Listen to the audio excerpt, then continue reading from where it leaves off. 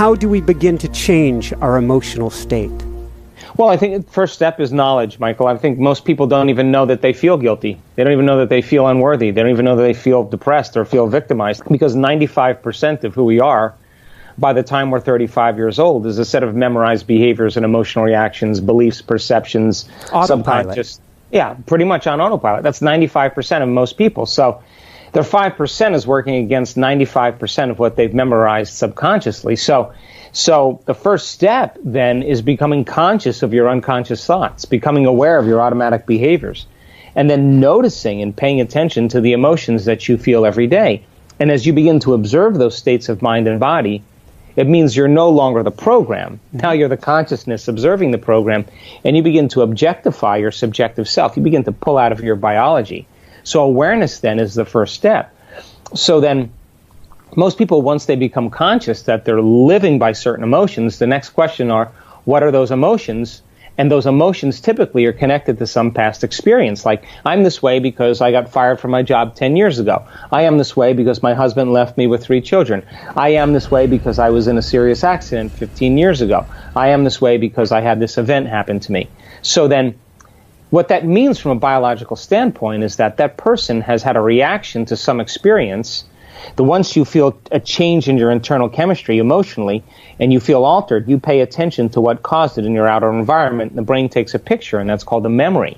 So then we begin to remember the reasons why we are the way we are because of the past. But if you're still living by that emotion and it's 15 years later, from a biological standpoint, it means you haven't changed. The next point is the survival emotions, the emotions that are derived from the hormones of stress, are very addictive. Anger is addictive. Fear is addictive. Sadness is addictive. Resentment is addictive. Competition is addictive. Frustration is addictive. All of those emotions that are derived from the hormones of stress give the brain and body a rush of energy. So if an addiction is something you can't stop, and you happen to have a friend or a family member who's walking around suffering every single day of their life, and you say to them, why don't you stop? Or you're in the middle of an angry experience, and I say to you, Michael, why don't you just stop being angry? If you can't stop that, then on some level you're addicted, because an addiction is something you can't stop. So when people start to understand, oh my God, I'm addicted to my own frustration, I'm addicted to my own suffering, I'm addicted to my own guilt, all of a sudden they start becoming conscious of what they're doing to their brain and body. Show them how those very chemicals downregulate genes to create disease, and then get them beyond that by doing meditation.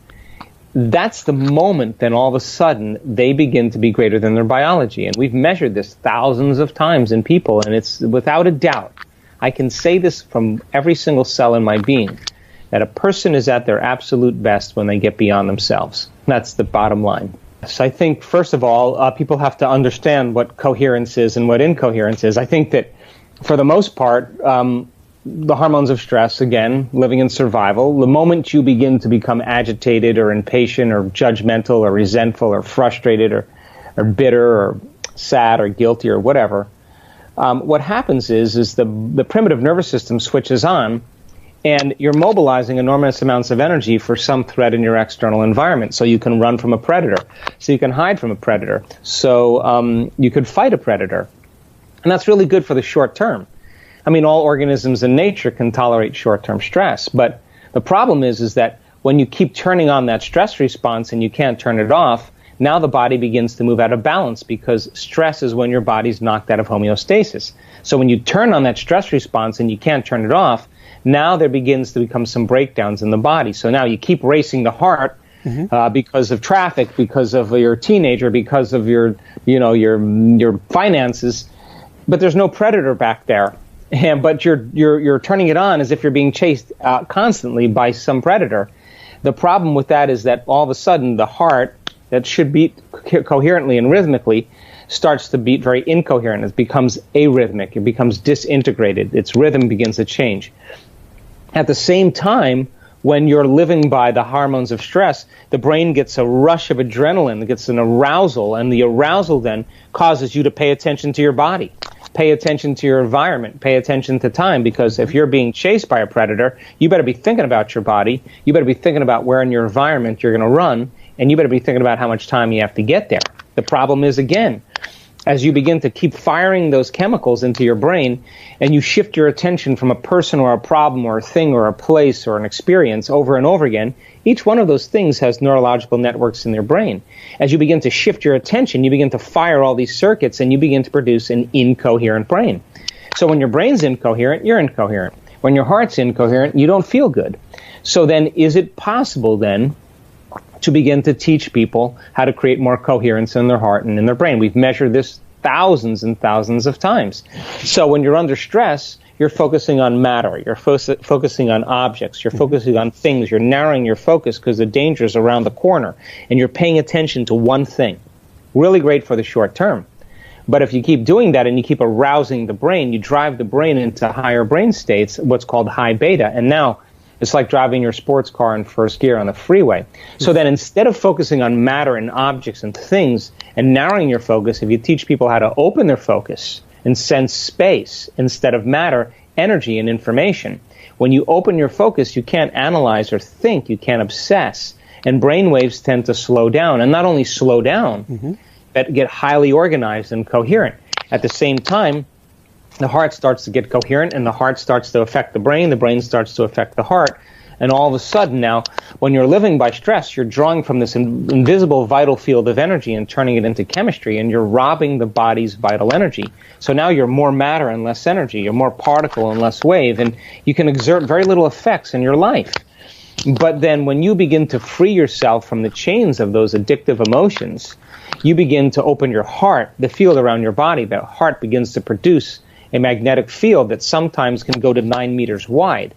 And if you can teach a person how to feel an elevated emotion and sustain it, and they begin to like drop pebbles in water over and over again, and they start to produce these beautiful waves. If they feel deeply and richly and profoundly, they're dropping big stones that are producing bigger waves. Now those waves are energy.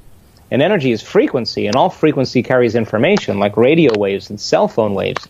What those waves carry is your thought, your intent. So now the carrier of your own vibrational patterns, it begins to carry information that is going to begin to influence matter. So if I'm sitting next to you, and you're coherent, and I'm coherent, when those two waves come together, they summate and create a bigger amplitude, and that's called a higher energy. That's called constructive interference. If you got 750 people in the room and they're all doing that, that's rocking. Watch out. Now, yeah, you're going to see energy go really high in the room. Now, if I'm coherent and you're coherent, but the person sitting next to us is not coherent, if you begin to move grandfather clocks in unison and 20 of them are moving together and one's moving out of rhythm, and we come back tomorrow, that one that's out of rhythm is going to just join and become entrained to the other one. So sooner or later, when we get that effect where there's enough people doing it, everybody starts to become entrained, and now there's a coherent, very, very palpable, measurable. We've measured the energy, and the energy in the room is just off the chart. And now we have enough energy in the room for the miraculous and the supernatural to occur.